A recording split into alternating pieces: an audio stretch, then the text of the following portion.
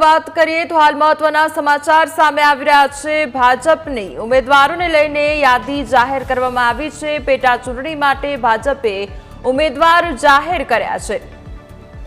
તો પોરબંદરથી અર્જુન મોઢવાડિયાને ટિકિટ આપવામાં આવી છે। તો પેટા ચૂંટણીને લઈને હવે ઉમેદવારોના નામની જાહેરાત કરવામાં આવી છે। વિજાપુર બેઠક પર સીજે ચાવડાને ટિકિટ આપવામાં આવી છે। તો માણાવદર બેઠક પર અરવિંદ લાડાણીને ટિકિટ આપવામાં આવી છે।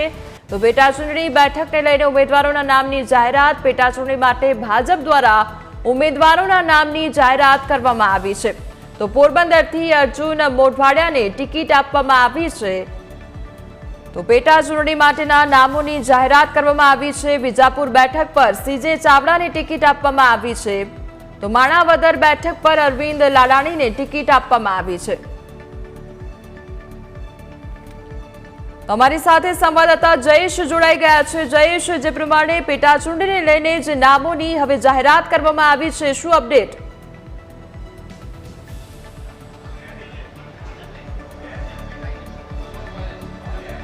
જી ચોક્કસથી જે પ્રકારે છે તે ખંડિત વિધાનસભાઓ થઈ હતી એ ખંડિત વિધાનસભાઓ ઉપર હવે પેટા ચૂંટણીની છે તે ઇલેક્શન કમિશને જાહેરાત કરી હતી ને ત્યારબાદ ભાજપે છે તે પોતાના જે ઉમેદવારો છે તેનું યાદી છે તે જાહેર કરી દીધી છે। જેમાં ખાસ કરીને કોંગ્રેસ છોડી અને ભાજપમાં આવેલા નેતાઓ છે તે પેટા ચૂંટણી લડવાના છે। ત્યારે અર્જુન મોઢવાડિયા કે જે કોંગ્રેસ છોડી અને ભાજપમાં આવ્યા હતા તેમને ભાજપે છે તે પેટા ચૂંટણીના ઉમેદવાર પોરબંદરથી જાહેર કર્યા છે। તો એવી જ રીતે અરવિંદ લાડાણી કે જેઓ માણાવદર વિધાનસભામાંથી ધારાસભ્ય પદેથી રાજીનામું આપી અને ભાજપમાં જોડાયા હતા એ અરવિંદ લાડાણી હવે માણાવદર બેઠક પરથી ચૂંટણી લડવા જઈ રહ્યા છે। ત્યારે મહત્વની વાત છે કે સીજે ચાવડા કે જે વિજાપુરથી છે ચૂંટણી લડવાના છે તેમણે પણ રાજીનામું છે તે આપ્યું હતું અને ત્યારબાદ તેઓ ભાજપમાં જોડાયા હતા। તેમનું નામ પણ અત્યારે જોવા મળી રહ્યું છે। તો ખંભાતથી ચિરાગ પટેલ કે જેમણે પણ કોંગ્રેસમાંથી રાજીનામું આપ્યું હતું અને ભાજપમાં છે તે જોડાયા હતા। ભાજપે ફરી છે તેમને ઉમેદવાર બનાવ્યા છે। તો વાઘોડિયાથી ધર્મેન્દ્રસિંહ વાઘેલા કે જેઓ અપક્ષ ચૂંટણી લડ્યા હતા અને જીત્યા હતા ત્યારબાદ તેમણે પોતાનું રાજીનામું છે તે ધારાસભ્ય પદેથી આપ્યું હતું। એટલે આ તમામ 5 બેઠકો છે તેમના નામની છે તે જાહેરાત કરવામાં આવી છે। ભાજપે 5 પેટા ચૂંટણીના ઉમેદવારોના નામની છે તે જાહેરાત કરી છે। ત્યારે આ તમામ એવા લોકો છે કે જે કોંગ્રેસ છોડીને આવ્યા હતા અને તેમને ભાજપે હવે ઉમેદવાર છે તે બનાવ્યા છે। એટલે મહત્વની વાત છે કે જે ધારાસભ્યો હતા એ ધારાસભ્યો પોતાના ધારાસભ્ય પદેથી રાજીનામું આપી અને કોંગ્રેસમાંથી છોડી અને ભાજપમાં આવ્યા હતા ત્યારે તેમને તમામને છે તે ફરી ઉમેદવાર બનાવવામાં આવ્યા છે। ત્યારે જે સમયે ભરતી મેળો ચાલી રહ્યો હતો ત્યારે એક સ્પષ્ટ વાત ભાજપની હતી કે જે લોકો જે પદ છોડીને આવશે એ પદ તેમને આપવામાં આવશે। એટલે જેટલા ધારાસભ્યો છે તે ધારાસભ્ય પદેથી રાજીનામું આપી અને ભાજપમાં જોડાયા હતા એ તમામ લોકોને છે તે ફરીથી જે ટિકિટ આપવામાં આવી છે। ત્યારે અપક્ષમાંથી રાજીનામું આપીને આવેલા ધર્મેન્દ્રસિંહને ફરી છે તે ભાજપે વાઘોડિયાથી ઉમેદવાર જાહેર કર્યા છે। 5 ઉમેદવારોના નામની જાહેરાત કરવામાં આવી છે। વિસાવદર સીટ એવી છે કે જેનો પેચ ફસાયેલો છે કારણ કે જે સમયે ભૂપત ભાયાની ચૂંટણી જીત્યા હતા એ સમયે તેમના ભાજપમાં ઉમેદવાર રહેલા હર્ષદ રીબડિયાએ તેમની જીતને હાઈકોર્ટમાં પડકારી હતી। એટલે મામલો છે અત્યારે સબ જ્યુડિશિયસ છે એટલા માટે હજુ સુધી છે તે વિસાવદર બેઠકની જાહેરાત ચૂંટણી પંચે નથી કરી। એટલા માટે ભાજપે પણ હજુ ત્યાં પોતાના પત્તા છે તે નથી ખોલ્યા। આગામી સમયમાં એટલે કે 12 એપ્રિલના હાઈકોર્ટમાં આ મામલા ઉપર સુનાવણી છે ત્યારબાદ વિસાવદર બેઠકનું ચિત્ર છે તે સ્પષ્ટ હશે। પરંતુ જે 5 પેટા ચૂંટણીની જાહેરાત કરવામાં આવી હતી ત્યાં ભાજપે પોતાના ઉમેદવાર ઉતારી દીધા છે અને એ તમામ ઉમેદવારો એવા છે કે જે કોંગ્રેસ છોડી અને ભાજપમાં આવ્યા હતા। જી જયેશ, જે પ્રમાણે 5 ઉમેદવારોના નામની જાહેરાત કરવામાં આવી છે ત્યારે કઈ બેઠક પર આગામી સમયમાં કેવા સમીકરણો રચાશે તેના પર વિસ્તૃત માહિતી આપશો।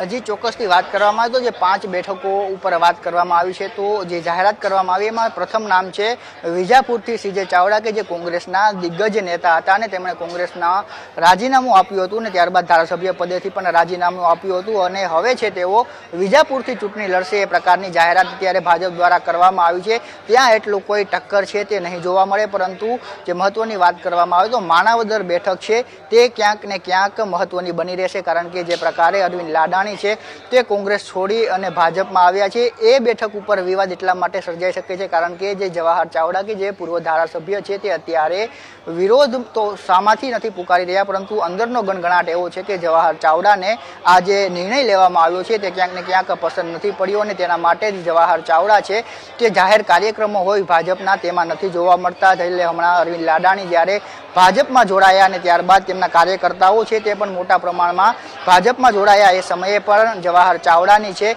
તે ગેરહાજરી રહી હતી ને ત્યારબાદ 2 દિવસ પહેલા કેટલાક માધ્યમોમાં એ પ્રકારના સમાચારો પણ આવ્યા હતા કે જવાહર ચાવડા નારાજ ચાલી રહ્યા છે ને તેઓ કોંગ્રેસમાં છે તે જઈ શકે છે। ત્યારે એ સ્પષ્ટતા જવાહર ચાવડાએ કરી છે કે હું ભાજપમાં જ છું અને ભાજપમાં જ રહેવાનો છું, પરંતુ અંદરો અંદર ક્યાંક ને ક્યાંક ખટરાગ છે તે માણાવદર બેઠક ઉપર જોવા મળી રહ્યો છે। જ્યારે પોરબંદરની વાત કરવામાં આવે તો અર્જુન મોઢવાડિયા છે તેઓ ધારાસભ્ય કોંગ્રેસમાંથી ચૂંટાયા હતા અને ત્યારબાદ તેમણે રાજીનામું આપી અને હવે ભાજપમાં જોડાય છે। એટલે ત્યાં પણ ખટરાગ છે અંદરો અંદર, જે એન્ટી ઇન્કમ્બન્સી કહેવાય એ પોરબંદરમાં પણ છે કારણ કે છેલ્લા ઘણા સમયથી એવા નેતાઓ છે કે જે ચૂંટણી લડવા માટે આતુર હતા। તેમને એવું હતું કે બાબુ બોખીરિયાના હારવાથી હવે તેમને તક મળશે, પરંતુ એ વચ્ચે જ અર્જુન મોઢવાડિયાનો ભાજપમાં પ્રવેશ થયો, પરંતુ એટલી મોટી છે તે મુશ્કેલી અર્જુન મોઢવાડિયાને ચૂંટણી જીતવા માટે નહીં પડે કારણ કે કોંગ્રેસ છે ત્યાં સાફ થઈ ચૂકી છે। સામે કોંગ્રેસ પાસે પોરબંદરમાં ઉમેદવાર ગોતવો છે તે પણ મુશ્કેલ પડે એ પ્રકારની સ્થિતિ છે। એટલે અર્જુન મોઢવાડિયા માટે પણ આ એક આસાન જંગ રહેશે। તો જે વાઘોડિયાની વાત કરવામાં આવે ધર્મેન્દ્રસિંહ,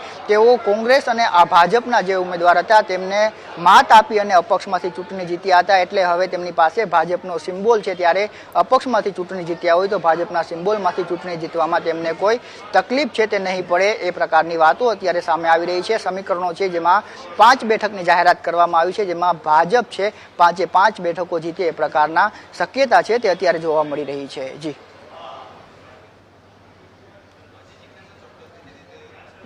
જયેશ, જે પ્રમાણે વાત કરવામાં આવે તો જે નામો સામે આવ્યા છે તેને લઈને સવાલ એ પણ થઈ રહ્યો છે કે કોંગ્રેસના જે નેતાઓ છે તેમને હવે ભાજપમાં સ્થાન તો આપવામાં આવ્યું, તે સાથે સાથે તે લોકોને બેઠકમાં ઉમેદવાર પણ બનાવવામાં આવ્યા છે। ત્યારે સવાલ એ પણ થઈ રહ્યો છે કે જે ભાજપના કાર્યકરો છે, જે ભાજપના નેતાઓ છે તેમના દ્વારા વિરોધ કરવામાં આવી રહ્યો છે, તેમના દ્વારા આક્રોશ વ્યક્ત કરવામાં આવ્યો છે અને ફરી એવા નામ સામે આવ્યા છે કે જ્યાં ભાજપનો જે આંતરિક વિખવાદ છે તે વધી શકે છે। જયેશ,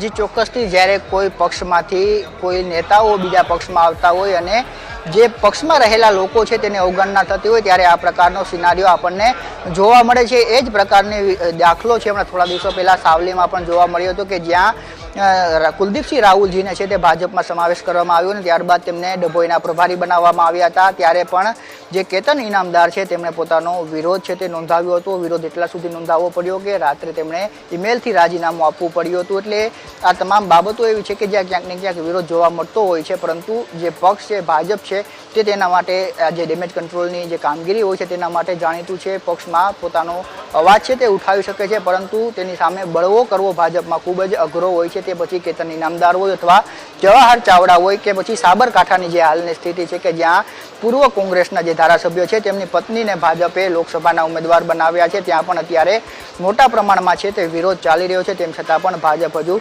ત્યાં ડેમેજ કંટ્રોલ કરી રહ્યું છે। એટલે એ પ્રકારની શક્યતાઓ છે તે અત્યારે ખૂબ ઓછી જોવા મળે છે કે ભાજપને આનો જે નુકસાન છે તે થઈ શકે, કારણ કે તેના માટે ભાજપ પાસે એક સંગઠન છે અને તે અવાજ છે, વિરોધનો અવાજ દબાવવા માટેની એક પદ્ધતિ અને એક રીત છે તેમને આવડે છે। એટલા માટે જ કોંગ્રેસ જેવી સ્થિતિ અહીં જોવા નથી મળતી। થોડો વિરોધ ઉઠે છે પરંતુ ત્યારબાદ તેને કોઈના કોઈ રીતે ઘીના ઠામમાં ઘી છે તે પાડી દેવામાં આવતું હોય છે ને એ જ પ્રકારની સ્થિતિ છે તે અહીં ફરી જોવા મળી રહી છે। માણાવદરમાં પણ ક્યાંક વિરોધ છે, અર્જુન મોઢવાડિયા ભાજપમાંથી લડશે તો ક્યાંક તેનો પણ છે તે વિરોધ જોવા મળશે, પરંતુ ભાજપ છે તે કોઈના કોઈ રીતે આનો જે યોગ્ય રસ્તો છે તે કાઢી લેશે તેવું અત્યારે માની શકાય, કારણ કે જે રીતની ભાજપની રાજનીતિ છેલ્લા ઘણા વર્ષોથી રહી છે કે ત્યાં વિરોધ થાય છે પરંતુ એ વિરોધનું જે પરિણામ વિપક્ષને ફાયદો મળતો હોય છે તે ભાજપ નથી મળવા દેતું। એ જ પ્રકારની સ્થિતિ છે તે ફરી જોવા મળી શકે છે, કારણ કે માણાવદર, સાબરકાંઠા, પોરબંદર આ તમામ બેઠકો એવી છે કે જે ક્યાંક ને ક્યાંક કાર્યકર્તાઓ છે ભાજપના નારાજ છે, કારણ કે જે પ્રકારે અન્ય પક્ષમાંથી નેતાઓને લઈ આવી અને મૂકવામાં આવ્યા છે તેનો વિરોધ ઓછા વધતા પ્રમાણમાં જોવા તો મળી રહ્યો છે। પરંતુ આગામી દિવસોમાં હવે ઉમેદવારોના નામની જાહેરાત થઈ ચૂકી છે, ત્યારે આગામી સમગ્ર માહિતી બદલ આપનો આભાર। આજ સમાચારો અંગે આપને અપડેટ આપતા રહીશું, પરંતુ તે પહેલા હાલ રોકાઈશું એક વિરામ માટે।